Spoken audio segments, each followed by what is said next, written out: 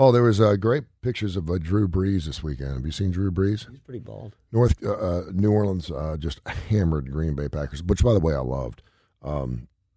Aaron's just got Aaron, he hasn't got his head straight. He's been distracted. Well, yeah, no doubt. It's a 17-game season. He's like, and he played it off. I was like, this is one game, and I understand, we were the number one seed. I understand that, but there was a lot of Green Bay Packer fans who were like, big baby. And he basically said over the weekend, they asked him what the deal was. And he said, listen, they brought in my successor.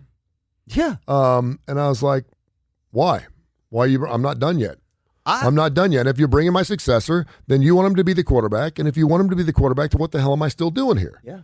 And he's like, yeah, and I show me some love. I mean, he was. I don't have a problem. It wasn't with purely. It wasn't really a business thing. It was purely emotional. Yes. It'd be like if you're at work and you're the MVP. Yeah. Of the league.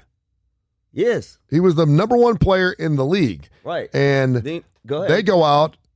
And you're number one at IBM or number one at your business or number one, and all of a sudden they bring in this guy who's this younger guy, and you're like, what the hell are you bringing him in for? I saw with Mel Kiper Jr. when they brought in Todd McShay. Yeah. It's like, what are you bringing him in for? I'm the number one guy, and it created even more competition and made them both better. Sometimes it makes them both better. So there's always, I hate that, because there's this assumption that doing that, you find out what you're made of. No, but I see it in business. I disagree. I know a lot of coaches will say this. A lot of executives will say this. The assumption always is that you got your number one. You bring in someone on their tail, who. It's one thing when there's an age enough difference, experience enough difference. It's succession planning. Yeah. Look, you're going to be our number one. We want you to groom this person so that when you're done, this person will move in. You see it in companies all the time. That works when it's that way. But one of the hard things in sports and in industry is that's how it is. But if this person looks pretty good, you better watch it, because they're not going to say that. What? You feel that. As Aaron Rodgers, you feel that because you're like, wait a minute. I've won Super Bowls. I'm the MVP, and now you're bringing this guy who obviously is going to be my successor because I can't play forever, but you don't know how many more years I have left, so why are you bringing him in? It's what their answer. See, that question, let's say he said that, he had that discussion, right? Because it's not a public. It never works. But I would love to know what their answer was. Yeah. Because their answer, there could have been the right answer. To me, the right answer is, you're the guy. You're there. Yes, we're bringing him in. And you're here as long as you want to be. Well, no. As long as you can keep performing. Unless you've told me that next year's your last year. Right. Then I want to make that move. But unless I know, and I can think of two huge situations. Coaches in waiting never happen. Whenever you bring a coach in waiting, right, 3-year contract, I'm done. Yep. And then the Jay Leno situation. Yeah. The Jay Leno situation was one of the ugliest in late night television history when they brought in Conan, and they're like, okay, and I'm going to go 2 more years, and he was still on top of his game, and after those 2 years, like, you know what? I'm still on top of my game. No, I'm not leaving. Right. And it just got super ugly, and they re-signed a deal with Jay Leno. No one wants to think that they're on the way out, particularly when they're still on top of their game. Right. And from a business standpoint, you have to be the ones to massage that emotion. Okay. But you also, as a business, had to think, okay, you're not going to be here. You're our best guy, and you're not going to be here one day, and I have to set my business up for future success. So what am I supposed to do? But that's, again, it's the retire. Let's just use the retirement, the generic retirement. It can be done in a way. That says, look, we want you to groom this person so that when you're done, right, this person will be here. Now here's the caveat. It happened with him under Brett Favre. Right. Here's the caveat. I mean, there's a caveat in sports and a caveat in business, and you put that on you put that on the table. Here's the deal, though. You think you can work another 5 years or 6 years. That's great, but we don't care how good this person is. If you can't keep up the way you've been, then we're going to have to revisit this. Well, he got benched yesterday. Yeah, well, yeah. It's and benching is different. I mean, I get the benching, but benching. They were down 35, so it didn't make a difference. In a perfect world, 3 or 4 years ago, you draft a quarterback in the 3rd or 4th round because he was there. I've heard good things about him. We need a backup. If you get hurt, someone's going to play quarterback. Right. And you let it go and you let him learn. And Aaron Rodgers was that under Brett Favre. Remember, Aaron Rodgers was supposed to be a first-round guy and he fell like 22nd or whatever it was. Brett Favre, if I remember correctly, could care less. He was like, I'm the quarterback here. I could give a damn if you picked a quarterback or not. But he was available, and so they took him. But they weren't actively out there looking for a quarterback. Aaron Rodgers is there to like, this is crazy not to take the best player available. So they took him. Yeah. And he sat back for 3 or 4 years, and then eventually we knew that he was going to succeed. With this pick, they knew what they were taking. They knew why they were doing it, and it hurt his feelings. Well, and I'm kind of like, said, what, okay, help me with the order of this. You know, he was saying, I want out. Before the pick? No. All of it came after the pick? You know what I'm saying? Like, dude, there was more to this than them just picking a first-round quarterback. Yes, that's what I'm saying. I don't know. As a football fan, I love Aaron Rodgers. As a football fan, he came across looking like a baby. He was also going through the whole Danica Patrick thing while they were doing OTAs. He was in Hawaii. And listen, does he have to go to OTAs? No. I mean, it's going to take him a couple of games to get back. Right. He's still one of the greatest quarterbacks I've ever seen, and he looked great when he was scouting, but they weren't all on the same page. And I think he's got some problems with LaFleur, his coach. I don't think they really get along a whole lot. I don't think he really respects him, and I don't think LaFleur respects Aaron Rodgers. But listen, that happens. That's so. I find that absolutely. It's just fun. It's just funny. Well, it's interesting it's because bitter. we think, it's like but we think that's the whole thing. We think, you know, whether you're $1 million executive, multi-million-dollar athlete, or you're making $30,000 a year and your boss is making $50,000, or your boss is making $40,000, and you get crossways with them. And listen, I see more people in sports and in industry make the same statement. We got to just take the emotion out of this. We got to be logical. Just take the emotion out of this. This is all about, you know, how well you're playing and how well you're performing, and it's all about metrics. And it's look, if you can do your quarterback rate, and a guy like me goes, I literally laugh. I'm like, that you keep living that fantasy. There's a reason why Kobe Bryant made $30 million his last year. Yeah, he wasn't worth $30 million. No, but he's frippling Kobe Bryant. You're like, got to keep him happy. And was it a good business decision? No, it was not a good business decision. But well, now one would argue, look what he did for your program. You're paying him on his past success, and it was his last year, and you want to have a big hula ball, and you want to sell tickets despite the fact your team's going to win 25 games. Maybe, Tony, maybe just from a PR standpoint, do you want to be seen as the you don't want to be seen as the organization that kicks the veteran to the curb, right? Because because you want, hey, listen, you see this in companies all the time. People are watching.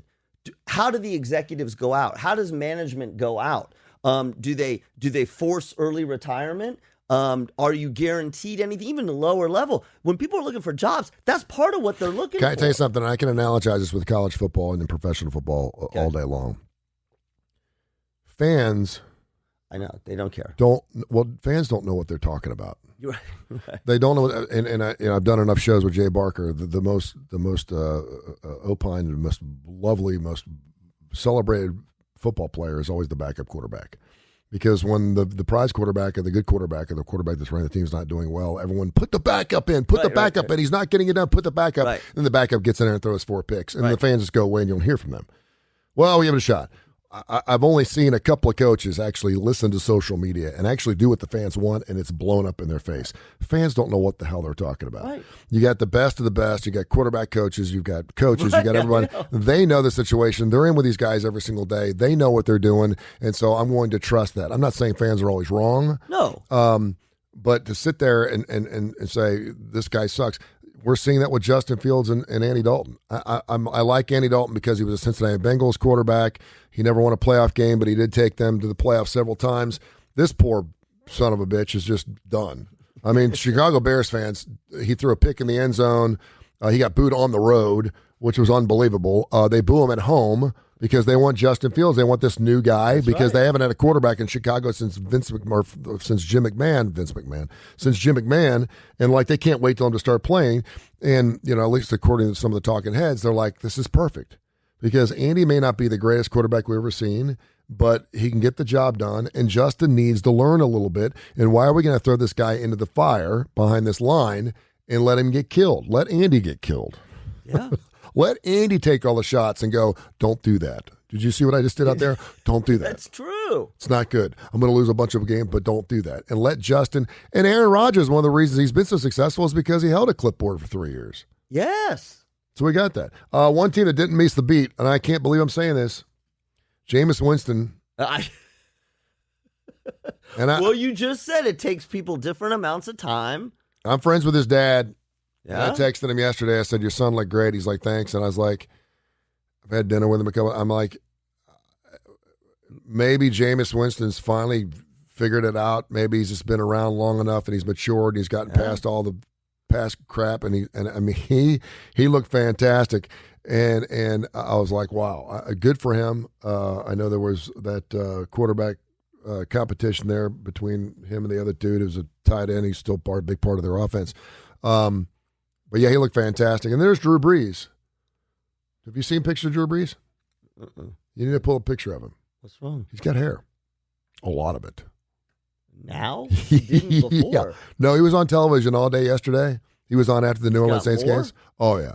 Like hair transplant? Or like a piece? I don't know. Maybe he's like, oh, no, it's just usually wet.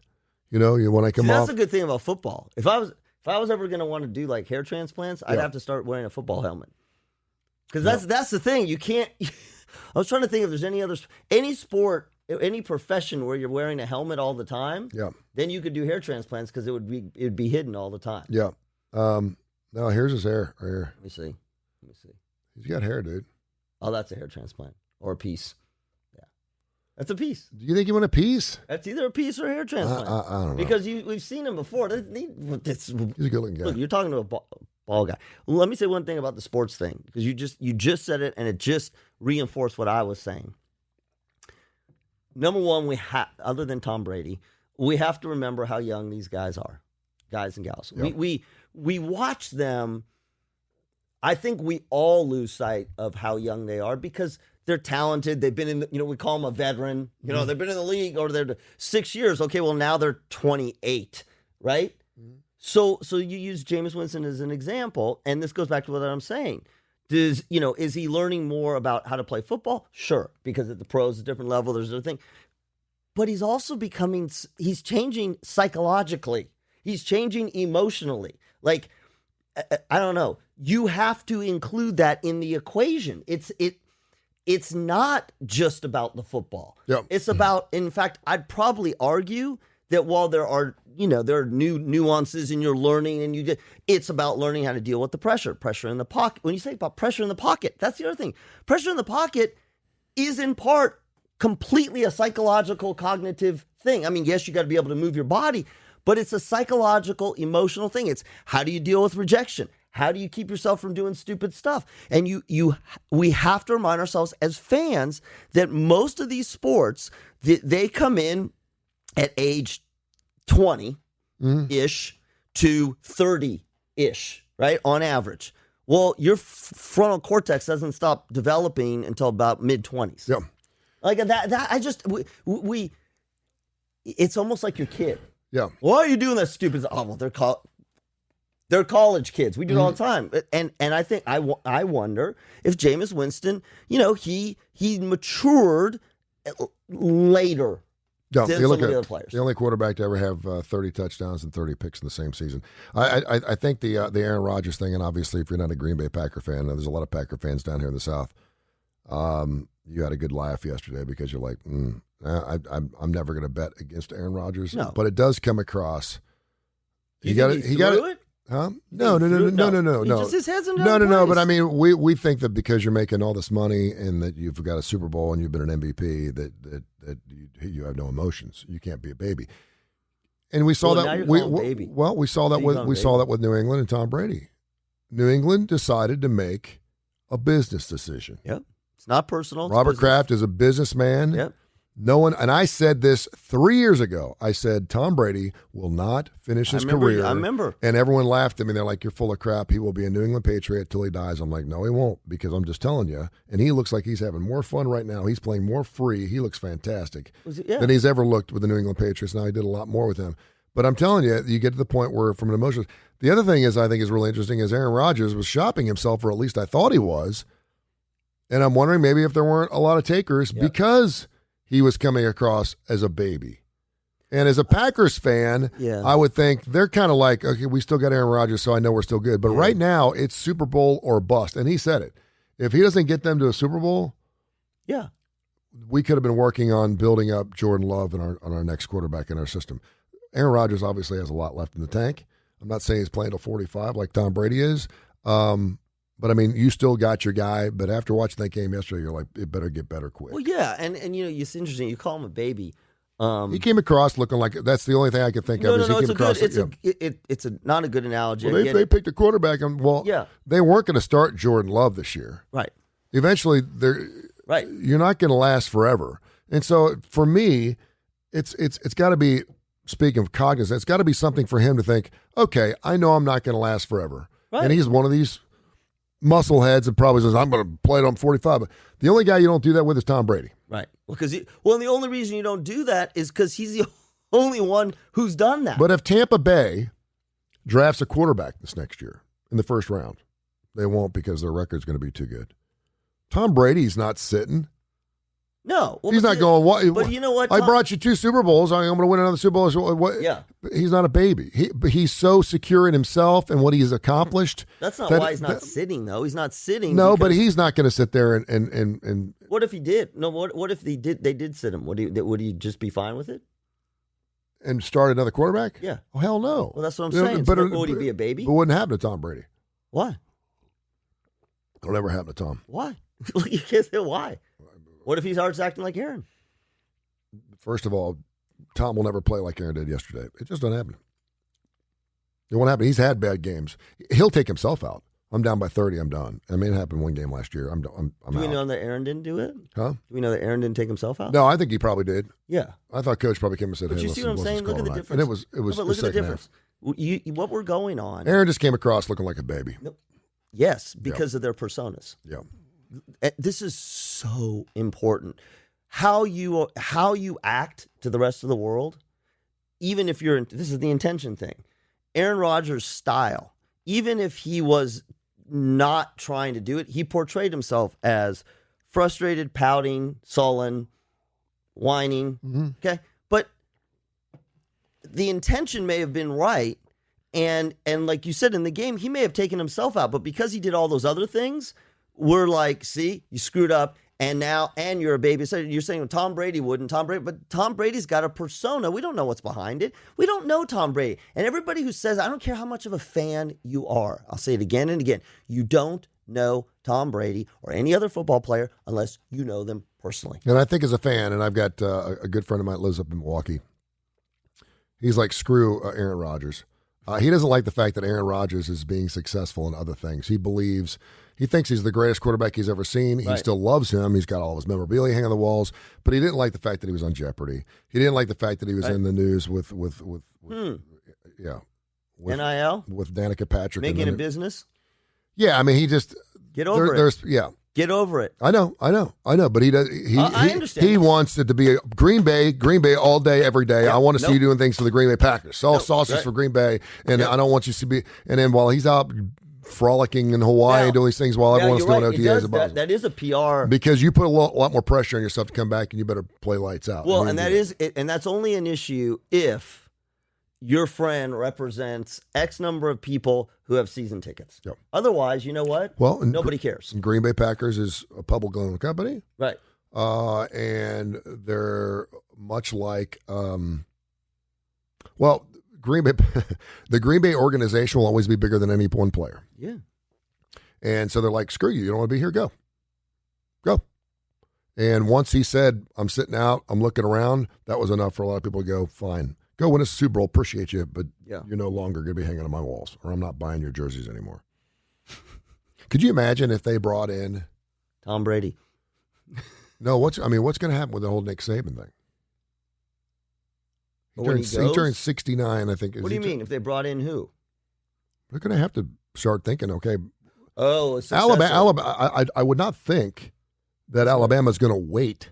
Now, they're not going to bring a coach in waiting.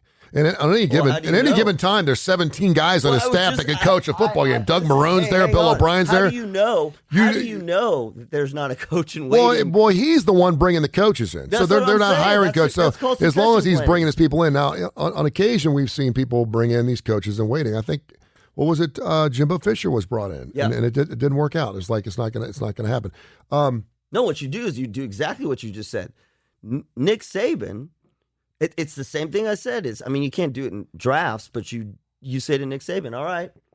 Do you think Nick Saban hangs it up and doesn't tell anybody at the end of a year, or do you think he says this is going to be my last year? I think he puts a lot into place before he ever says anything. Yeah. Right. So I think whether he's got, again, he's like you said, he's got so many people floating around there that you don't know if any one of them he brought in to see, hey, look, not this year, not next year, maybe the next year. Yeah. Right. And that's But do you think he plays his last? Do you think he coaches his last game and says, "I've decided to hang it up," or do you think he comes out ahead of time and says, "I'm going to coach one more year and then I'm done"? I think either way. Well, he's not screwed. He's got to go out. He's got to go out without telling anybody. Well, yeah, it's a mic drop moment.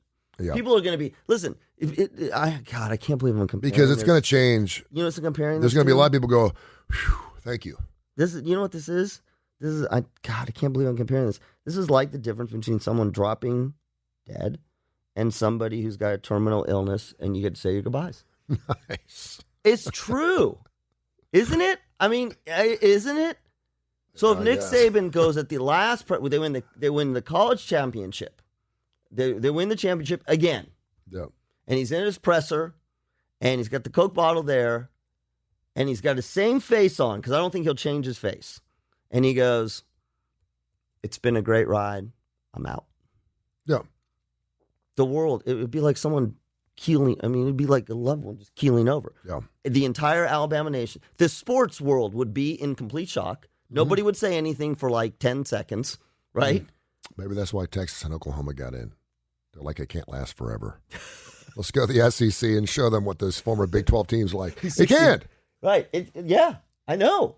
Everyone makes... Well, but now, listen. So now you get it really interesting, the Nick Saban legacy. I'm saying 72. Let's go here. God, I love this show. Let's go here. So he has built a dynasty, a process. He has built an organization that has logistics and operations, quality checks. He has built it from top to bottom, not by himself, but he has created one of the most successful businesses. It has from the top to the bottom, from mission statements and vision statements and how those things are translated, and it has performed year after year after year. It's always that same question. Is it the CEO themselves, or is it the CEO and what they have created? Mm-hmm. Because if it is what they created, then they should be able to bring somebody else in who still has to be talented and all the thing, and it shouldn't fall apart. So technically, I could see Nick Saban saying, "We have built this thing. I feel good about it. It has a track record, and we have brought so and so in, who is now going to lead this organization." It's succession planning. You see all the time. To me, the biggest question is, and is it on the, is it private and it's quiet and you make the announcement, or you make it early? Yeah. I think you don't. I think you make it. Well, see, but people speculate too. Somebody's going to be in there. Right now, there's Alabama fans saying, "Please stop talking about this because we don't want to think about the day." I think he makes it 72. He's 69 years old. He's not going to go till he's 80. I think. Well, he could. No, I think about 72. Why 72? Just because I do think he's done it. He's done it at a high level, and I think he wants to spend some time with grandkids? Kids. Yeah, he does. Well, yeah. That's the other thing. Listen, that's the other thing that I think we forget, but we have to. They're people too. They're human. Well, they are, and they are. Speaking of being human, Okay, we got to mention this because I just got a text a few minutes ago. Why aren't you talking about the UAB game this weekend? And it's too disturbing. I tweeted out at halftime. I said I can't imagine what Bill Clark is saying to his football team right now, because they just absolutely got roughshod. I mean, it was just ugly, as ugly as it possibly could be. Even if you were a 50-point dog, they were a 26-point dog in that game. I didn't think they were going to win. I thought they could keep it close for a half because whenever you have a great defense, you can keep games close for at least a half, and then you get tire out, and then the depth starts to come into play. But when you are playing a team like Georgia, coming off a game where obviously you saw how good their defense was offensively, you're just kind of going, not against us, please. Hold on. Yeah. And then JT was out, so you're thinking backup quarterback. Everything was pointing towards a UAB good showing. Yep. And they couldn't get out of their own way. I mean, they were making mistakes left and right. It was just, I mean, it got to the point where, and at halftime, you're like, let's just go home. And I said, Bill Clark's probably in there right now, having known Bill. Hey, listen, that was horrible. Stop. We'll look at it on Monday, right, but we're going to go out there and play the best damn 30 minutes we can play in the second half, and we're going to set our sights on North Texas next week, and I'll see what happens. Yeah. And then the second half started, and it was as bad as the first. Yeah, I know. Yeah. And it was hard. As a UAB fan, and we had Mark Ingram on, the athletic director. We can get him on again this week. You go into games like this where sometimes it almost feels better to know you have no shot. Yeah. Because then you're not expected to do anything. That's exactly. In a 70-0 game. It's like told you when you feel like you're up and coming. Yes. And you're like, okay, it's like moving from 4A to 5A. That's exactly. Let's see what we're made of, and then you get totally beat down. You're like, okay, we're not ready for this shit yet. Yes. This ain't us yet. No. Right. Not to take away from anything that UAB has done, and by RG3, by the way, was calling the game. He was the color commentary, and he just was going out of his way to talk about how bad UAB looked all day long. UAB fans hate RG3. He's like, yeah, UAB, I mean, they didn't know they were da-da-da-da-da-da, didn't even throw in. But they've been to 3 bowl games, and they've won championships 2 the last 3 years, and they were just, they're not ready for this. They weren't. And listen, I don't know if Georgia was just pissed off. Yeah. I don't know what it was, but it was, and they played, but it was really difficult to watch. Well, so let me ask you this. I mean, I know what your answer is going to be because I think it's my answer. Sometimes you just get your ass whipped and you call it a night. Right. So Georgia comes in, obviously is a much better team. Yeah. UAB has a chance to play really well, and whether it's to cover the spread, to get close, to win something. But you need UAB to play at the very least really good. I'm saying at the very least, right? Because I don't control what you can control. Well, I hate that whole you got to play your best game. No, but you got to control what you can control. Right, penalties, turnovers, stuff like that. Yeah. So right, so that they as a team, they forget who they were playing. I guess that's my point. Forget who they were playing. If they just played the way they played, Coach Clark would say, y'all played like crap. They would have lost to anybody. That's kind of what I'm saying. They would have lost North Texas. They would have lost to Jacksonville State. I mean, and Jacksonville State, by the way, beats FSU. Right. So, I mean, you just beat a team 31-0, and then just beat FSU. And but FSU. You know what that is? That is you knew there was going to be, in the beginning of the game, you see in basketball, you see in everything, it's that initial onslaught. It's that, oh my God. Like you go in prepared, you're prepared, mentally you're ready, and then it just comes after you. Basketball, they dunk on you 6 times, and you're like, okay, we got to get, and they didn't. Yep. They were not able to, they were discombobulated. Mm-hmm. They were not able to pull it together enough to bring them back to where they need to be. And I think, again, if I'm Coach Clark, that's exactly what I'm saying. I'm saying, forget the score, forget who you played. Forget who you played. Look at the film on how you played. You didn't play the way you play. And so now, so I was texting you, and I know they got sports psychologists. What happened? What happened up here? Because it wasn't, we know you can play better. What happened up here? Did you lose trust in each other? Was it poor communication? Good. Did it get in your head? Let's be honest. And if I'm talking, let's be honest. Did it get in your head? Did you get out of sorts because they were so good and they kept beating you that you lost your game? Because that's where if athletes will be honest with themselves, that's where they get to overcome stuff like that. Yep, I lost it. If you were called in to go to UAB, this is what you would say to them? Yeah, absolutely. And I would look the player in the eye and say, because it's completely confidential. And Let's play this game. Let's go. Yeah. You're talking to the UAB football team. I'm going to say, it is hard in a group to get each one of them to admit where their heads were at. Yeah. But what I would do, and again, I'm assuming this is exactly when I text you, this is what Coach Clark likely did. Forget who he played. Forget who he played. Forget what the score is. Let's look at the film. How did we play as a team on our own? We played like crap, which is going to happen. Yep. That's going to happen. We're going to have crappy games. Now let's figure out why we played like crap. Was it X's and O's, right? Well, we weren't connecting. We weren't thinking, okay, let's go a step deeper. Why weren't we connecting? What happened? Well, he wasn't saying this and he wasn't running his routes. Okay, let's go a step deeper. Why did that not happen? It happened last week. Yep. Let's talk about it. Were you distracted? He wasn't. I couldn't trust him. Yep. I couldn't trust him today. Well, why couldn't you trust him today? Let's get to the root of this. And usually what the root of it is there was so much going on, there was so much pressure that they got out of their game.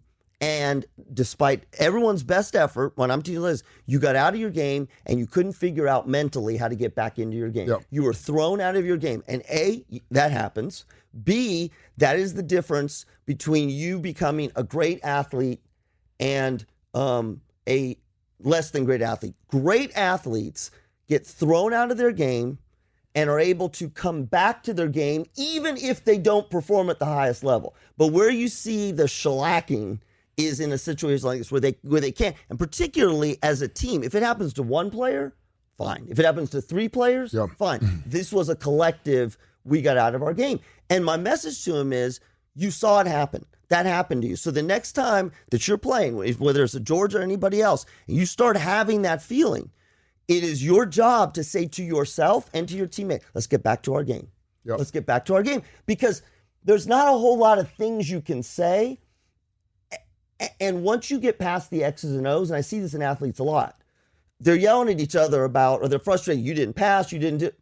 Let's just admit what's on the table right now, which is we're pissed and we're freaked out, and that's taking us out of our game. Freaked out, not scared, is taking us out of our game. So we know what the X's and O's are. Let's put on the table what it is, which is you're frustrating me, I'm frustrating you. Okay, great, fine. You're frustrated, you're on the same team, we move forward. Those kind of conversations, they happen on the sidelines. They happen sometimes with the head coaches, special teams coaches. It's not a sports psychologist. It is usually you start with X's and O's, and then it goes to what's going on if you know your X's and O's. And it's an emotional thing. It's a distraction thing. It's a freaked out thing. We have a new segment called Locker Room Doc that we're going to do. We'll do that. I'll pick a particular game because I know how much you love sports. We'll pick a particular game, an instance maybe in a game or an overall game atmosphere, and I'll let you tackle it and what you'd say to the football team, because from a sports psychologist standpoint, you are a sports psychologist. Can I tell you what I said just about the UAB game? I'm very embarrassed to say so because I was in a place I wasn't able to watch the game. I was watching digitally the scores. Yeah. I was like, all right, 0-0. Oh, good. Okay, it's 7. It was 7-0. Right, so, right, that was, and it's going and it's going. And that scared me because I was like, because they were going bombs. It was 28, and then this is so bad. They had 5 bombs in the first half. I think it was. What was they score at halftime? 35-7? No, 28-7? It was 35. I don't know. Okay. So I thought, I'm watching. I'm like, oh, good. Look, the numbers aren't changing. We're doing good. And then I looked. I didn't notice. It was 42 right off the bat. Like, no, I didn't know. Oh, we're in halftime. Yeah. That's why the numbers weren't changing. Yeah. It was tough to watch. And again, like I said, we had Mark on and we were talking about, tough uphill climb. First time the Sanford Stadium was full. First time they had tailgating. I mean, it was packed. You could have had it, yeah. And I'm thinking to myself, some people think, they're not, UAB is not creeping up on anybody, which is a great thing. Right. UAB used to be that creeper team because if they did have a good showing, and LSU knows about this from 10, 15 years ago, but that's the one thing about UAB now. They won college conference championships. They're not creeping up on people. They're not going to be taken lightly anymore. And Georgia did not take them lightly because they were ready to go. Exactly. And this is not, Mercer or Savannah State or one of these smaller Alabama State. D2 school, Alabama State. There's not one of these smaller schools where you're not going to creep up on them. And UAB's had a lot of success, and so they realized that and they saw it. They did have a really nice piece about what happened because they have to go through the whole chronological program shut down. Six players went home. They didn't mention anything about the new stadium, which I thought was really interesting. Yes, which I'm like, dude, that's probably one of the best parts of what's going on. And just from a sports psychology standpoint, and Bill doesn't have to say this, we lost the game. We learned something here. It was the number 2 team in the land, maybe one of the best teams right now. It's Alabama, Georgia, and everyone else, but we still have everything to play for. It wasn't a conference game. We're going to have to lick our wounds, get back together. And now I want to see how they respond this next week against North Texas and see how they goes. Another team that's pretty decent at a conference play. I want to see how it goes. If they come out lights out, then I'm like, okay, the world is good. So I think you never want to lose a game, but those are great opportunities. Coaches will tell you those are great opportunities. When they say, you learn what you're made of, it's you learn what you're made of physically, but you really are learning what you're made of mentally. Mm-hmm. That is the mental part and it's the hardest part of being an elite athlete. It's the hardest part. And and you see this happen a lot. You see this when, in basketball games when it's 84-30, right? They're falling apart. And you as a coach, it's an interesting thing. Do you pull people out? Do you put people, you want the thing to end, but you have to use those moments. Some of the greatest coaches, I've worked with mostly basketball and volleyball, some of the greatest coaches, they're using those moments to, not after the fact, but in those moments. Okay, here's what's happening. Okay, here's what's happening. You're getting killed because mentally you're not playing your game. You're getting killed more because mentally you're not playing your game. Yeah, no doubt. All right. I think that UAB, we talked about them.